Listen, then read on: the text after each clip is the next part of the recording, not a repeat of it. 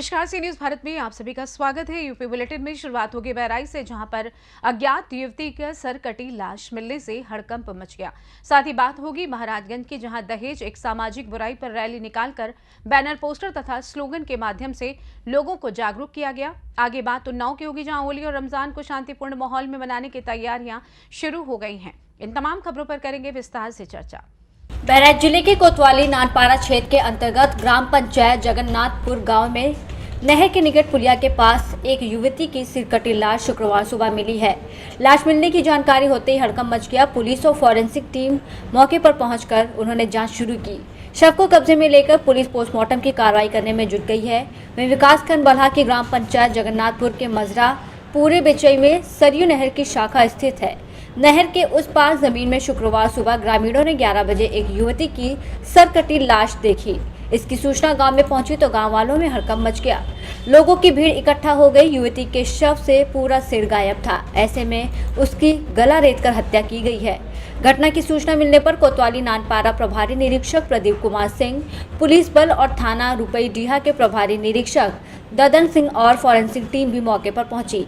Police ने शव को कब्जे में लेकर पोस्टमार्टम की कार्रवाई शुरू कर दी है। वहीं इस मामले में पुलिस क्षेत्र अधिकारी प्रद्युम्न सिंह से बात की गई। उन्होंने बताया कि युवती की उम्र करीब 20 से 25 वर्ष के आसपास बताई जा रही है। उन्होंने बताया कि युवती की पहचान और घटना के खुलासे के लिए पुलिस टीमें लगाई गई हैं और जल्द ही इसका खुलासा होगा। आज अभी सुबह सूचना जनता के द्वारा थाना नानपारा को मिली है कि यहाँ पर ग्राम जगन्नाथपुर में ये जो जंगल में नहर है, नहर के किनारे एक युवती की सिर कटी लाश मिली है। उक्त सूचना पर हम लोग पुलिस वाले भी यहाँ आए हुए हैं।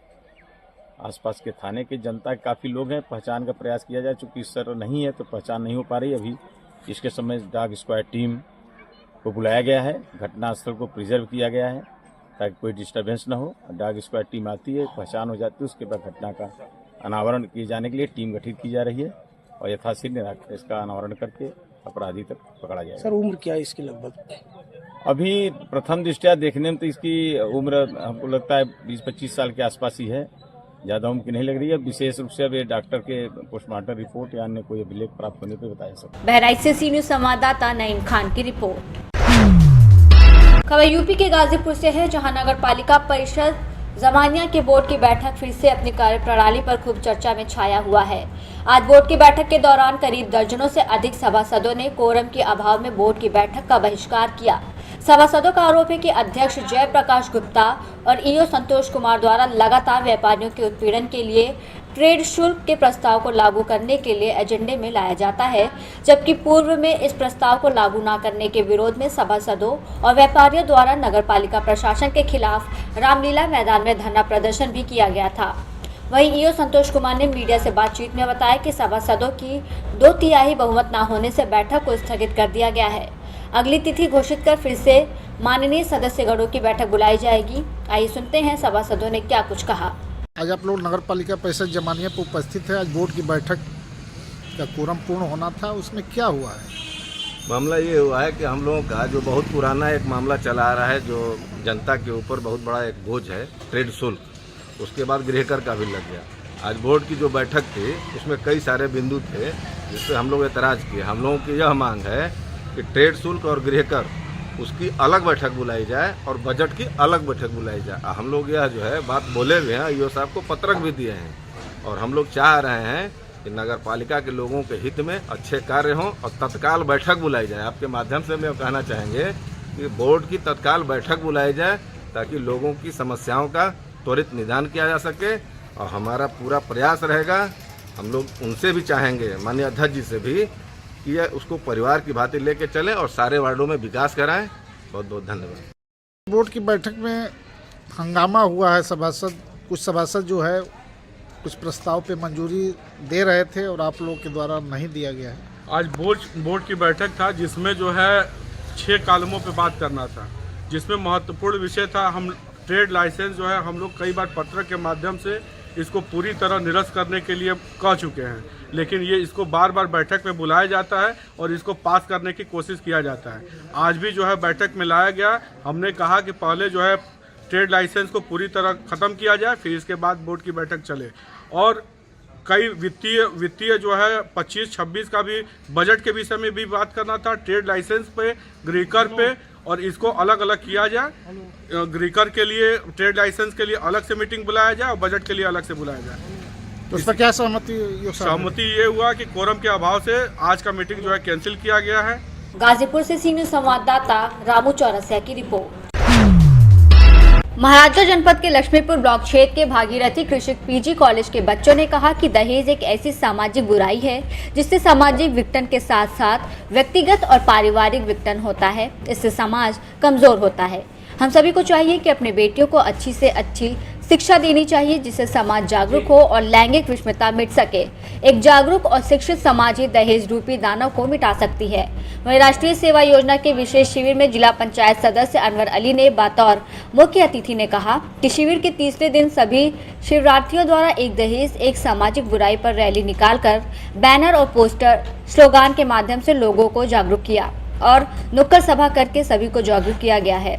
इस अवसर पर कार्यक्रम अधिकारी मोहम्मद शकील सिद्दीकी, रहमत अली, अजय त्रिपाठी, अमरीश त्रिपाठी, घनश्याम पाठक, मंजू भारती, राजेश पटेल आदि लोग मौजूद रहे। महाराजगंज से सी न्यूज संवाददाता अंगद शर्मा की रिपोर्ट। खबर उन्नाव से है, जहां होली और रमजान को शांतिपूर्ण माहौल में मनाने की तैयारियां शुरू हो गई हैं। जिला पीस कमेटी की बैठक विकास भवन सभागार में हुई। बैठक की अध्यक्षता जिलाधिकारी गौरांग राठी ने की। इसमें पुलिस अधीक्षक दीपक भूकर, धर्मगुरु और सामाजिक संगठनों के पदाधिकारी मौजूद रहे। बता दें कि डीएम ने होली के दौरान जुलूस, मेलों और होलिका दहन स्थलों की व्यवस्था को लेकर कई निर्देश दिए। उन्होंने नगर निकायों को मेला स्थलों पर सफाई, पेयजल और सड़क मरम्मत के काम जल्द पूरे करने को कहा। वहीं सुरक्षा को लेकर एसडीएम, सीओ और थाना प्रभारियों को संवेदनशील स्थलों पर विशेष नजर रखने के निर्देश दिए गए। वहीं विद्युत विभाग को होलिका दहन स्थलों के पास बिजली के तारों की जांच और 24 घंटे बिजली आपूर्ति सुनिश्चित करने को कहा गया है। खाद्य सुरक्षा विभाग को मिलावटखोरी रोकने के लिए विशेष अभियान चलाने का निर्देश दिया गया। वहीं यातायात सुरक्षा के लिए 2 पहिया वाहन चालकों के लिए हेलमेट अनिवार्य किया गया है। एसपी दीपक भूकर ने डीजे संचालकों को निर्धारित ध्वनि मानकों का पालन करने की हिदायत दी है। वहीं डीजे बुकिंग की जानकारी थाने में देना अनिवार्य होगा। भड़काऊ गाने बजाने पर सख्त कार्रवाई की जाएगी। थाना प्रभारियों को असामाजिक तत्वों पर नजर रखने के निर्देश दिए गए हैं। होली जुलूस के रूट तय कर लिए जाएं और संवेदनशील स्थानों पर पुलिस बल की तैनाती बढ़ाई जाए। बैठक के अंत में जिलाधिकारी गौरांग राठी ने सभी जिलावासियों को होली और रमजान की शुभकामनाएं दी। सर, आगामी त्योहारों को लेकर आपके द्वारा बैठक की गई थी पीस कमेटी की, किस तरह के दिशा निर्देश दिए गए?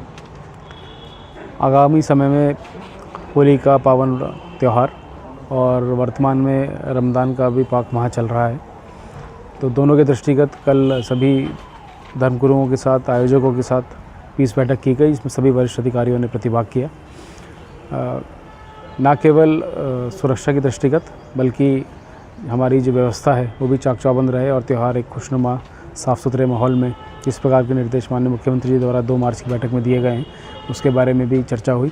इसके साथ साथ जो डीजे का प्रयोग है वो भी समय सीमा और वॉल्यूम निर्धारण के अंतर्गत हो, इसके लिए भी विशेष निर्देश दिए गए। पेयजल व्यवस्था, साफ़ सफाई, पानी, बिजली, रोड पर जब जुलूस निकलेंगे तो वो प्रॉपर्ली निकलें। हमारे करीब 15 जुलूस होली के हैं और 11 जुलूस 19वीं और 21वीं रमज़ान की तारीख के हैं, तो दोनों के लिए ही निर्देश दिए गए हैं। और करीब 3500 विभिन्न जगहों पे जहाँ पे होली का दहन होगा वहाँ पर सुरक्षा की दृष्टिगत भी हाई टेंशन वायर वगैरह इत्यादि हैं, तो उनके लिए भी हम लोग प्रबंध कर रहे हैं। साथ में बालू, पानी इत्यादि की भी व्यवस्था रहेगी। सर, होली के जो संवेदनशील एरिया हैं उनको लेकर किस तरह से दिशा निर्देश दिए? होली के दृष्टिगत 6 जगह इस प्रकार की बात थी जहाँ पर छोटा सा विवाद था, उन सभी को समय टाइम रहते फरवरी माह में ही उनका निस्तारण कर लिया गया है। अभी वर्तमान में कोई भी ऐसी जगह नहीं है जहाँ पर किसी प्रकार का कोई भी विवाद या समस्या हो, और सभी का निस्तारण थाने और तहसील स्तर पर कर लिया गया है। उन्नाव से सी न्यूज संवाददाता अजय कुमार की रिपोर्ट। फिलहाल के लिए इस खास बुलेटिन में बस इतना ही। देश दुनिया की तमाम बड़ी खबरों को जानने के लिए जुड़े रहिए सी न्यूज भारत के साथ। हर खबर आपके साथ, आपके हाथ।